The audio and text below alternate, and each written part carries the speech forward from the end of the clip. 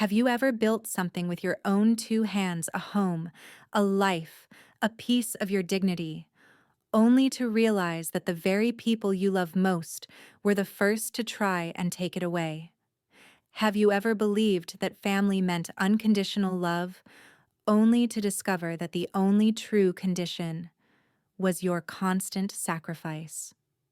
This is not the story of a wounded woman. This is the journey of Emily Green, the daughter deemed excess in her own family who quietly built a life worth being proud of, only to be cast out by that very family because she wasn't Brandon, the failure coddled like a hero. But Emily didn't fall. She didn't reclaim justice with tears. She reclaimed it through action. Every step back was deliberate, every decision resolute, every refusal laced with quiet pride. This is a story of betrayal and awakening. If you've ever felt overlooked, ever been expected to bow down for the sake of family, stay until the end, because you might just find yourself in her story. I was never the favorite child in the Green family. When my brother Brandon pursued his dream of launching a delivery startup, all eyes were on him as if success was inevitable. Meanwhile, I, Emily Green, chose a safer path, climbing the career ladder in the legal field, quietly accumulating experience and skills without flash, without fanfare. And finally, I reached the first milestone I had long dreamed of, a prestigious position at Crawford and Hughes, one of the top law firms in New York, with a salary that made my old job look like a part-time gig for college students. But the cost was brutal, a grueling commute that consumed 4 hours of my day, 2 hours each way on the subway. After 2 weeks trapped in that exhausting loop, I knew I needed a new place to live. Somewhere closer to the office and, more importantly, a private space, a place that truly felt like home. On Saturday evening, I returned to my parents' house in Queens for our usual family dinner. My mother Laura was stirring a pot of beef stew, the rich aroma filling the kitchen, while my father Walter sat in his usual armchair reading the paper as if nothing in the world had changed. Everything felt just like it did when I was 10 years old, setting the table with forks and knives. But this time, when I mentioned I was looking for a new place to live, the quick glance exchanged between my parents told me they were hiding something. Then my mother set the dish towel down, smiled, and said, "Do you remember Grandma Eleanor's old apartment? It's empty now, and it's less than a 5-minute walk from your office." I nearly dropped the plate in my hand. How could I forget that place? The home that once smelled of freshly baked pastries, the tiny balcony overflowing with purple chrysanthemums my grandmother adored. I immediately asked about the rent, and my mother's answer left me speechless, only half the market rate. "Family price," she said, still with that gentle smile. I nodded without hesitation, not giving it a second thought. And I had no idea that what seemed like a simple decision would become the doorway to a series of betrayals I had never imagined. I moved into Grandma Eleanor's apartment on a sunny Sunday morning, carrying my first box and a heart full of excitement. But as the old wooden door creaked open, my enthusiasm quickly turned into confusion. This wasn't the place I remembered, no longer, the cozy space filled with the scent of lavender and the sound of classical music from a crackling radio. Instead, the wallpaper was yellowed and peeling at the corners, the ceiling stained with old watermarks, and in the center of the living room sat a burgundy sofa, frayed and worn, as if it had witnessed a lifetime of struggle.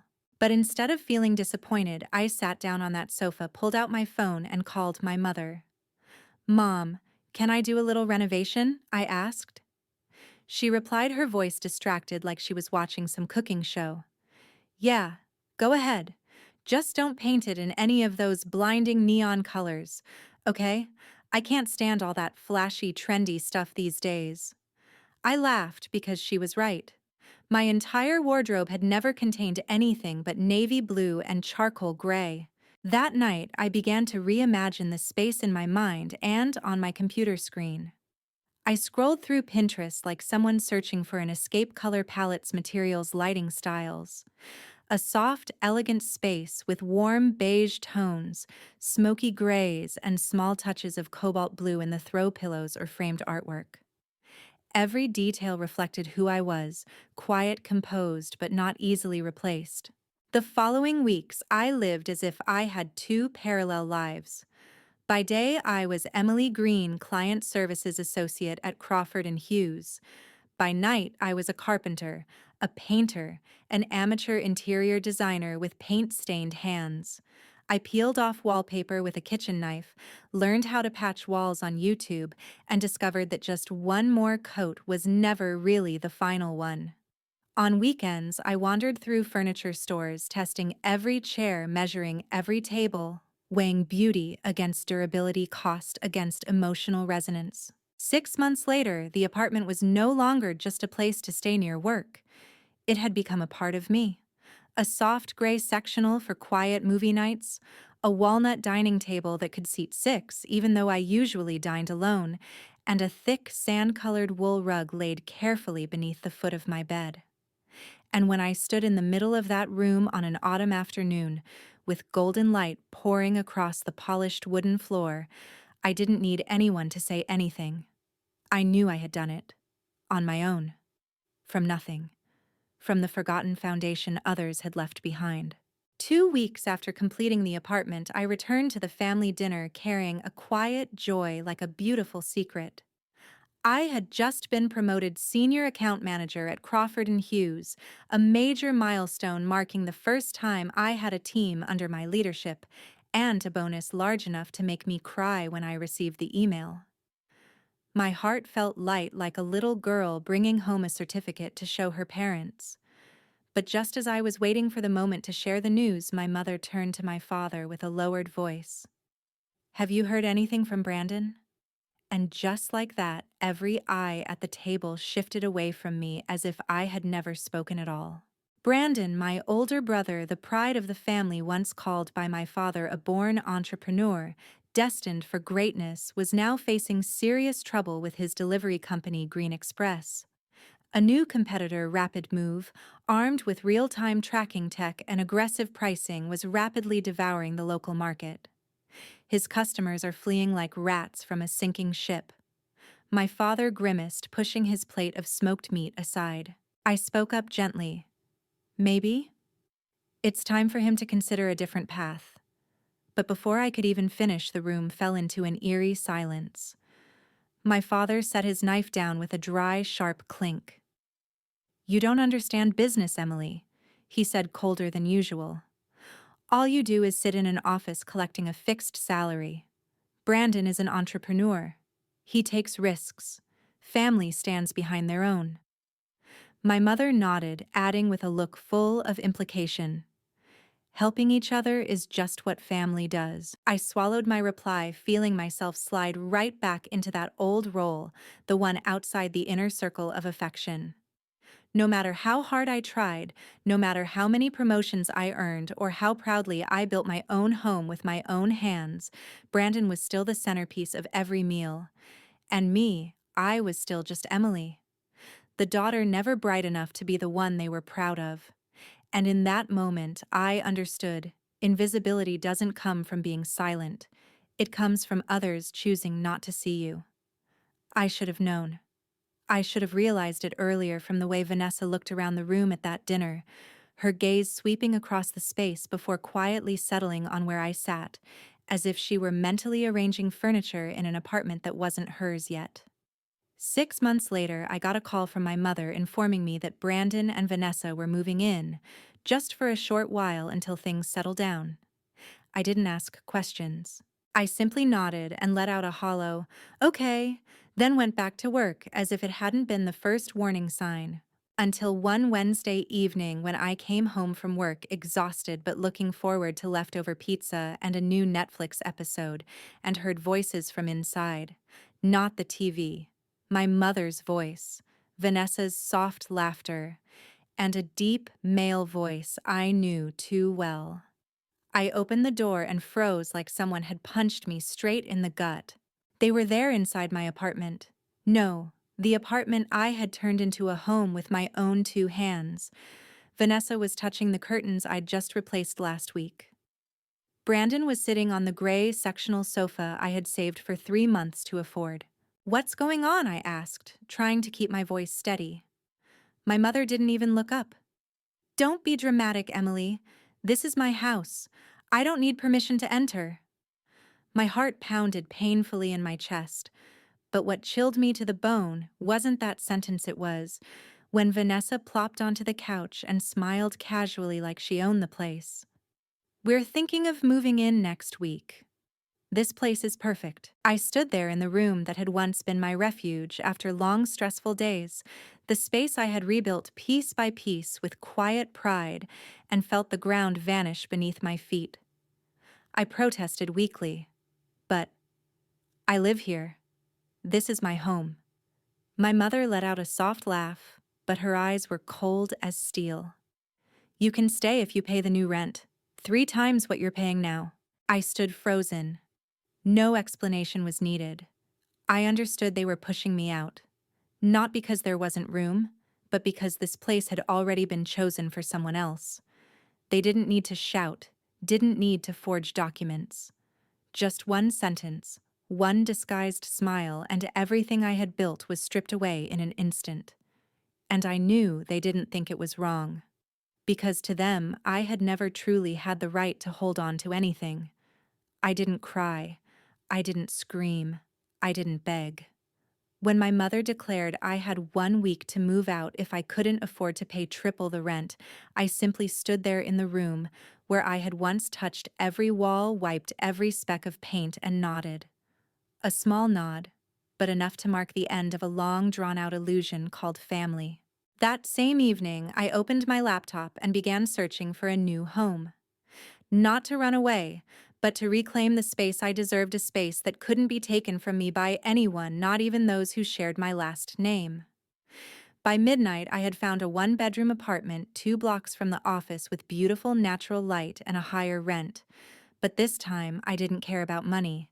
I cared about control. The next morning, I called in sick for the first time in 3 years of uninterrupted work. By 9 a.m., I signed the new lease and wired the deposit. By 10 a.m., I booked an urgent moving service, and while I waited for the movers, I walked through my apartment, or rather, my mother's apartment, placing small sticky notes on every item. Mine, mine, mine. The gray sectional. The walnut dining table. The bookshelf I assembled myself. Even the coffee machine I bought with my first promotion bonus. Everything was labeled ready to leave with me. By 2 p.m., the moving team arrived, and I became the official commander of an evacuation. Every box, every piece of furniture was moved with care but decisiveness, as if I were reclaiming every shard of dignity my family had stripped from me. When the truck door closed, the apartment was left with nothing but the original worn-out sofa, the one my mother had so generously let me use temporarily. I looked around the room one last time, the emptiness echoing like a farewell bell. I placed the keys in an envelope, wrote simply, "Returning what belonged to her," and slipped it through my parents' mail slot before walking away without looking back. That night, I sat on my new chair in my new apartment, opened a bottle of wine, and began arranging my old books on the shelf. No applause, no one standing beside me to celebrate, but I knew this was the real beginning. No longer living in someone else's shadow. No longer enduring something that was no longer worth holding on to. And for the first time in a very long while, I felt truly free.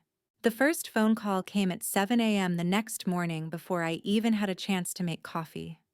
My screen lit up with my mother's name, then Brandon's, then Vanessa's. Messages started pouring in as if someone had activated a red alert in the family group chat. I sat on the bar stool in my new kitchen, leisurely sipping coffee from a familiar mug, the one item I didn't need to label because I had never questioned my right to own it. After the 6th call, I finally picked up. My mother's voice exploded through the line like a storm of rage. "How could you take everything like that? Your brother and his wife have nothing to use. They were sleeping on that old ragged sofa." I set my coffee cup down gently, my voice calm to the point of coldness. "Mom, everything I took was mine. Bought with my own money. I have receipts if you'd like to check. A short, suffocating silence followed. Then she uttered a word that if my grandmother were still alive would have had her rinsing my mother's mouth out with soap. I hung up. The messages spilled over to other platforms. Messenger, Instagram, even my work email. Vanessa called me a selfish, heartless bitch. Brandon said I was jealous because he's a real entrepreneur and I'm just a desk jockey. They called me heartless, a traitor to the family, a robot living off a paycheck. I read them all. I didn't reply. Not because I wasn't hurt, but because for the first time I didn't feel the need to explain myself. I had endured enough. I had been patient, I had built, I had shared, and in return I received only contempt and calculation. While they spiraled in an empty apartment they thought they'd take over with ease, I was hanging the first painting on my new wall. While they screamed about family as an excuse for entitlement, I sat in the sunlight of my own space arranging every little corner with intention. I wasn't running from them. I had simply stepped out of the whirlwind they called Family One that had never truly treated me like I belonged, and that feeling strangely enough felt as light as breathing for the first time after years of living on borrowed air. A month after moving out, I didn't think about them as much as I thought I would. Mornings in the new apartment passed peacefully. No more phone calls jarring me awake. No more messages soaked in guilt and blame. I started taking weekend cooking classes, a hobby I had once put on hold while busy renovating the old place. I spent real time with myself, a simple act that had taken me nearly 30 years to allow. And then one Wednesday afternoon, while I was jotting down a recipe for chocolate souffle, the phone rang. The screen lit up with a familiar name. Mom. I hesitated, then picked up. No greeting, no gentle voice, just one blunt sentence. Why didn't you transfer the rent this month? I laughed not because it was funny, but because there were no other words that could come out in that moment. Mom, I don't live there anymore. You told me to leave. Remember. Her voice sharpened like a thin blade. That's not the point. Our family still needs your help. Brandon still can't cover the rent and we're paying off a loan. Family is about helping each other. I stood up, walked out to the balcony, and took a deep breath of Manhattan's late autumn air. Let me get this straight, I said slowly, each word laid out with deliberate weight. You told me to move out so my brother and his wife could move in. Now you want me to keep paying rent for the apartment you took back from me, so they can live there for free. Because family? Silence on the other end. Then my mother spoke colder than ever. I'm truly disappointed in you, Emily. I looked down at the street below, blanketed in golden leaves, my fingers lightly gripping the iron railing. Funny, I said softly. I was just about to say the same thing to you. I ended the call. After that, I blocked my mother's number. My father's. Brandon's. Vanessa's. I blocked them from every social platform, every email, every messaging app. Not out of anger, but because I no longer felt the need to leave any door open for them to return. For the first time in my life, I closed that door. And for the first time, I didn't feel like I was standing outside, but finally stepping into my own life. The weeks that followed passed in a strange kind of quiet, as if the whole world had finally agreed to return to me, the space I should have had all along. No more midnight messages, no more accusatory phone calls, no more people demanding that I be the backdrop to their lives. There was only me and a life that was beginning to take the shape of who I truly was, not something molded from someone else's expectations. Through the only cousin I still kept in touch with, Rachel, one of the few family members who had quietly stood by my side, I heard fragments of a story that felt like a recycled script. Brandon was brewing a new project. This time it was a delivery service for organic pet food. Or maybe clean meal kits for vegans, Rachel wasn't sure. Whatever it was, it needed funding. And unsurprisingly, my parents were once again knocking on the doors of distant relatives, using the familiar tone, Brandon just needs one more chance. But this time, No one was blind. Most said no. Only Uncle Martin, notorious for charging interest rates higher than some loan sharks, said yes, but even my parents weren't reckless enough to accept it. Rachel shared the story over Saturday morning coffee, chuckling as she looked at me, seemingly waiting to see how I'd react. "What do you think?" she asked. I stirred my latte, watching the foam spiral, and replied in a voice so quiet even I barely recognized it. "Not my circus, not my monkeys. It's not my circus, not my monkeys." The phrase sounded like a joke, but it carried a refreshing truth. I had stepped out of the chaos I once called family. I no longer felt guilty when they failed. No longer felt obligated to rush in and save them like the only swimmer among a sea of people pretending to drown. That evening, I returned to my small apartment, not luxurious, not extravagant, but warm in its own special way. I cooked a simple meal, played my favorite jazz playlist, then sat down on my very own sofa, a glass of red wine in hand. And I realized I wasn't alone.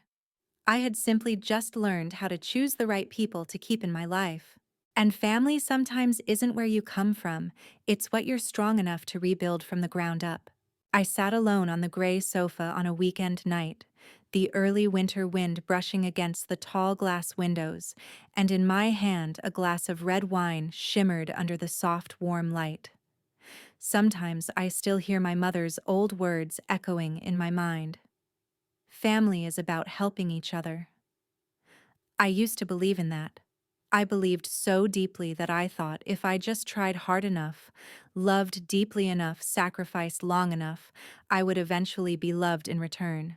But now I've come to understand something even more important: helping doesn't mean being taken for granted. Kinship cannot be a free pass for someone to trample on another's dignity. Family, if it truly deserves the name, should lift us up. Not be a place that demands we cut pieces of ourselves off so others can breathe easier. They once hoped I would be weak, once assumed I would cry, beg, apologize, just for daring to say no. But instead of collapsing, I stood up, stepped away from the invisible shackles they disguised as duty. I built a new life where every corner of my home was chosen by me, where every decision bore my signature. No more impositions, no more control. And when I look back, I feel no regret, only clarity, like a painting finally wiped clean of its dust. If you've ever kept silent just to keep the peace, ever been called ungrateful for stepping away from a toxic cycle, then believe me, walking away is not giving up. It is walking toward yourself. Because maybe not everyone who shares your blood deserves to be called home. And sometimes strength isn't about reclaiming what was lost, but having the courage to never want to go back again. In the end, Emily didn't need an apology. She didn't need validation. She only needed a space peaceful enough for her to simply be, not the good daughter, not the one who holds the family together, but just a human being deserving of respect. And she created that for herself. Not through loud arguments, but through a graceful withdrawal. Not through hatred, but through wise release. She didn't destroy the family, she simply refused to keep playing the victim in a drama that masked itself as love. If this story left you silent for a few seconds, made you rethink the boundaries within your own relationships, then maybe you too are standing at the threshold of something you need to walk away from. Remember, choosing to love yourself is not selfish. It is courage. Don't forget to subscribe so you won't miss more honest, profound, and awakening stories like this. And if you've ever been the Emily in your own family, leave a comment. We're here. We're listening.